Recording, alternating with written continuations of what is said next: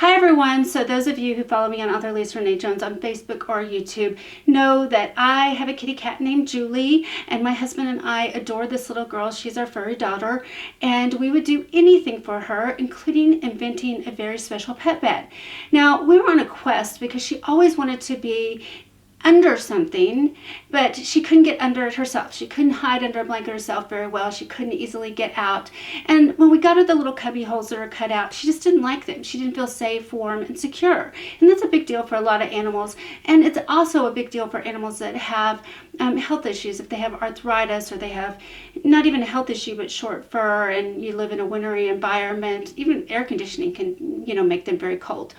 So we were on a hunt, and we couldn't find what we needed, and so we just decided we're going to make it ourselves. So I'm going to show you the very special pet bed that we have made for our Julie that you can make for your cat or dog, and I think that you will find they will be very happy. So I'm going to show you what you need and how to do it. It's super easy, and it's not expensive at all. Here are the supplies that you'll need. You're going to want a soft touch bed if you can find one. That is my preference. You can use any pillow top, but a soft touch is the preference, and I'll explain why in a few minutes. You can get those online. Just Google soft touch. They range from $29.99 to $39.99. Multiple sizes, but not a lot of colors, unfortunately. Then you're also going to need just basic needles. You don't need any special needle, just a basic needle that you can get anywhere. Then you're going to want outdoor thread, not regular thread, because you want it to be more sturdy. You can get the outdoor thread at any craft store or just in the sewing department of a Walmart or a Target. And I put a little pin cushion hat there just to show that as you're moving from side to side to take care of sewing the bed, you might want a little spot to stick your needle. And then you want a pair of scissors. So just recapping, you want the bed that's pillow top, you want needles, you want outdoor thread, you want a pin cushion, and you want scissors. Okay, so we're going to start out by looking at a finished project and then start with one that's not finished. When this particular bed comes, any pillow top bed comes, you're not going to get it attached at the sides. You just have a pillow on the bed that flips off. Now, my Julie wanted to go under the pillow, and every time she would do that, the pillow would fall, and she was no longer in that cubby that she wanted to create for herself. So that's why we created this bed, was we wanted her to have that cubby, and we wanted her to be able to put herself under herself. If she tried to get under a blanket, she couldn't do that. She'd struggle. So this gave her a warm, snuggly spot she could go to herself. So that is what the finished product is this pillow top here. But you can't do this with just any bed, and let me tell you why. A lot of these pillow top beds are very heavy. The pillow itself is heavy. With the soft touch beds, one of the reasons I love them is the pillow is very light, and yet it's sturdy. So when they're going in and out, they're not tearing up the pillow, but they're also not having this heavy weight lay on them when they climb down into the bed. The other thing I love about this bed is that it's orthopedic. A lot of times with these pillow top beds, it's just this hard, flat bottom. This bed, the soft touch, not only is very soft, but it has an orthopedic bottom, so your animal is laying on a really great surface for them. So that is why I choose this bed. Now, when you are going to sew the sides, we're going to show you how I do that. But the thing about this is getting it really, really tight, because they're going to go in and out and be tugging on it constantly. That's why I also said to use that sturdy outdoor thread. I started out making these by using the regular thread and ended up resewing it every week. So use that outdoor thread to do this. So I'm going to show you the sewing process so I can show you a few tricks I've learned by making about a dozen of these by now, because of course we always want her to have the freshest, nicest bed, because she is spoiled like I'm sure your animal is. Okay, so step number one is you want to thread your needle with a lot of thread, because we're going to go up and down the sides 2 times, and we're going to do that because you don't want to have 2 tie-off spots that can be stretched and come loose. So what I do is I start high Not too high though, because you've got to remember that you're leaving a spot for them to be able to climb in. It's got to be a big enough hole for them to be able to do that.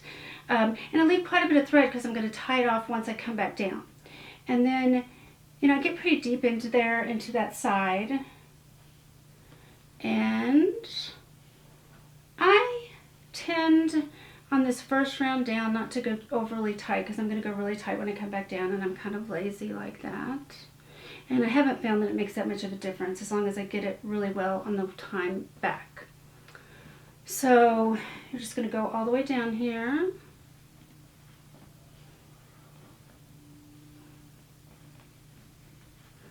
There you go.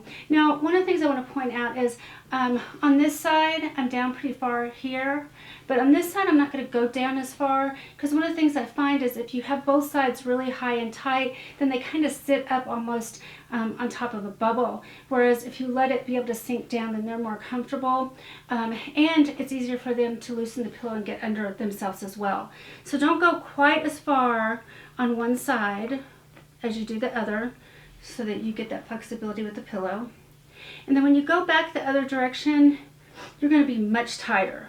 Just make sure you get it really close and tight.